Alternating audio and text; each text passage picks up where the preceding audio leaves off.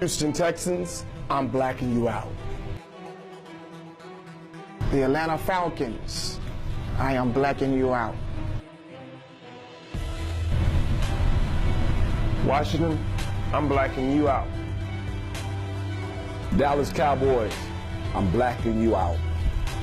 Titans, I'm blacking you out. I'm blacking you out. I'm blacking you out. I'm blacking you out. I'm blacking you out. NFL, we're blacking you out. In 2016, NFL quarterback Colin Kaepernick engaged in a silent, non-violent protest. Colin Kaepernick simply decided to take a knee during the playing of the national anthem at NFL games. He did this to kind of raise awareness to the number of brown and black individuals that had been beaten or killed at the hands of law enforcement across this country. Since the end of last season, as a result of this protest, Colin Kaepernick has been unable to find employment in the NFL. I find that strange, seeing that the NFL has employed individuals that have been convicted of sexual assault, domestic violence, cruelty to animals, along with driving while under the influence. A number of NFL owners have come out and stated the reason they can't employ him is because of a fear of a backlash from sponsors or a certain segment of their fan base. And it's interesting that they've capitulated thus far to a certain segment of the fan base while fearing no backlash from the African-American community. The African-American community makes up 15% of the NFL's overall viewership.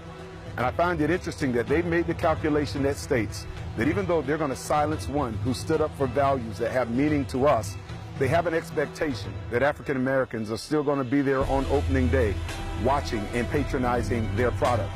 My belief is simply this: if Colin Kaepernick was willing to take a stand for those of us who are non-celebrities that would have to interact with law enforcement on a day-to-day basis, if he's willing to take a knee for us, certainly we ought to take a stand and stand with him.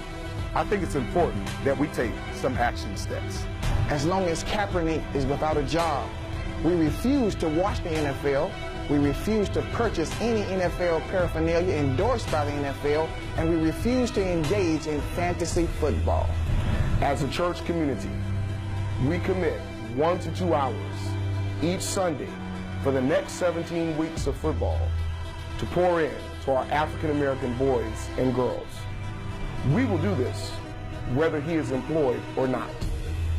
Let's take the time that would normally be given to the NFL and give back to our boys and girls. Spread the word to other men that we speak the language that the NFL responds to: money.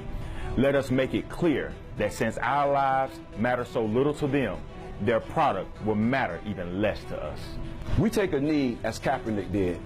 We devote this season to prayer each morning, 6 a.m.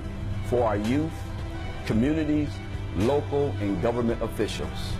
This is not a boycott, but a man-cott, because this demonstration is not for boys, it's for men of strong conviction. Now, we want you to know this protest is not anti-flag because people of color love the Stars and Stripes.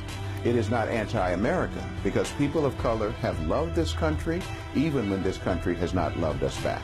And this protest is not anti-veteran because we support those who have made sacrifices so that our liberties have been secured.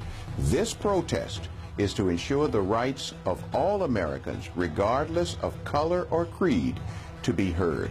Together we stand united against discrimination in all its forms. We're making a call to people of conscience, regardless of race, religion, or creed, who are able to recognize injustice and join us in this blackout. It is a call to all pastors, leaders, and churches, not just to look at what's happening as a black problem, but as an American problem. We black out hatred. We mourn for our brothers and sisters in Charlottesville, Virginia. We pray for the healing of that community, along with the healing of our nation. Up through 2014, the NFL had what they call blackout policies. When a stadium in a particular city had failed to sell out all of its tickets, they would black out the game so it couldn't be shown on that local market. They would force the fans to the stadium to buy the tickets. Today, we're forcing the hands of the NFL. We're saying that there's some values that we have that matter and they count. And so, NFL, we want you to know that we're going to black you out.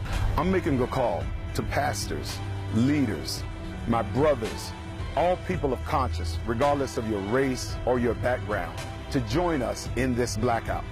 I want to be clear that I'm a football fan.